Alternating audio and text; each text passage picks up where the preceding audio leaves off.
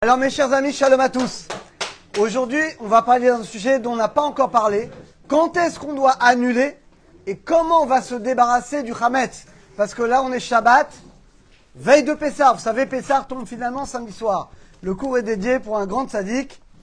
Alors Rudy Beers, une grande bracha matérielle et spirituelle pour toi Rudy, et toute ta famille, ta femme, la tzadika, les enfants et tout le clan Israël.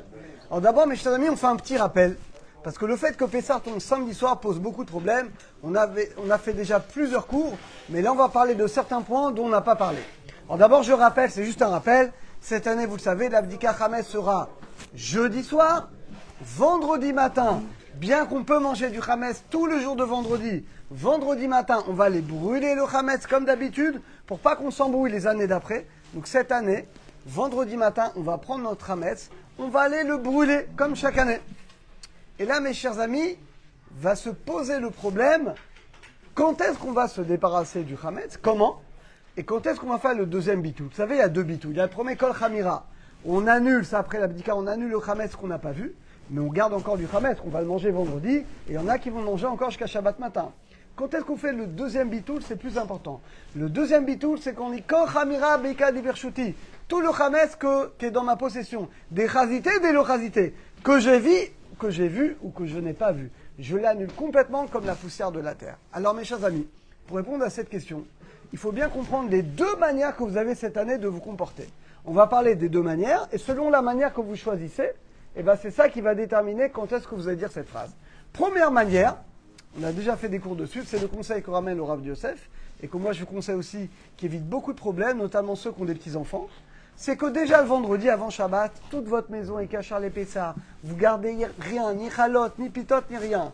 Et vous faites le moti de vendredi soir et de Shabbat matin, avec de la matzah cuite ou frite, on a déjà expliqué, soit avec la friture, soit vous la mettez dans une soupe de poulet 2-3 minutes, vous la ressortez entière, et vous pouvez faire un moti, et ça on a le droit de le manger la feuille de Pessah.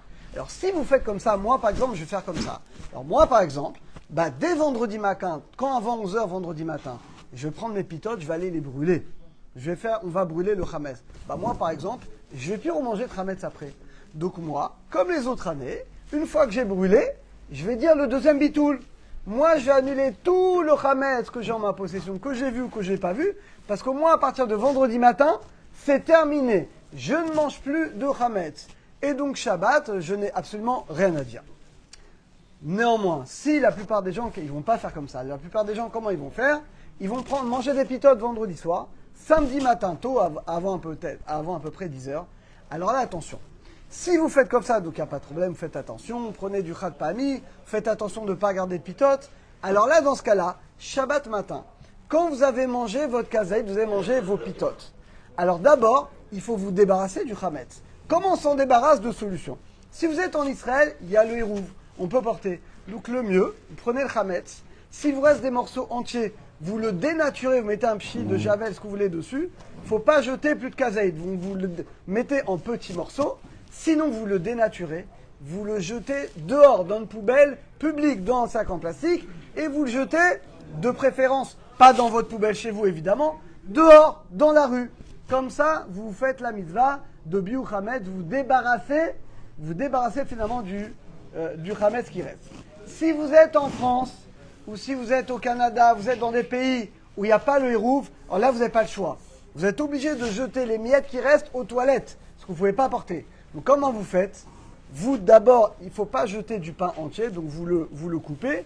Si possible, vous le dénaturez, vous mettez un pchit de quelque chose pour le rendre inconsommable. Et là, on n'a pas le choix. Vous le jetez aux toilettes, vous tirez la chasse, et comme ça, vous débarrassez du Hametz. Et si vous faites comme ça, une fois que vous êtes débarrassé du Hametz, vous dites la phrase de Bitul Kol Chamira, tout le Hametz que j'ai vu ou que je n'ai pas vu, je l'annule comme la poussière de la terre. Donc résumé, c'est facile.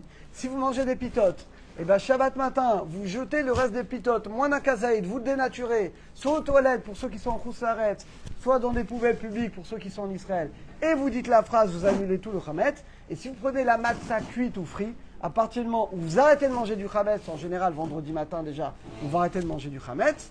Et dans ce cas-là, une fois que vous brûlez, vous arrêtez de manger du Hametz, vous dites la phrase, donc Hachem nous permet d'annuler le Yitzhara, qui en nous, vous savez que le Hametz c'est le Yitzhara, donc on pense à brûler à annuler le tzara qui est en nous et qu'on mérite comme ça la délivrance pour nous et pour tout le clan Israël. Chag Sameach à tous.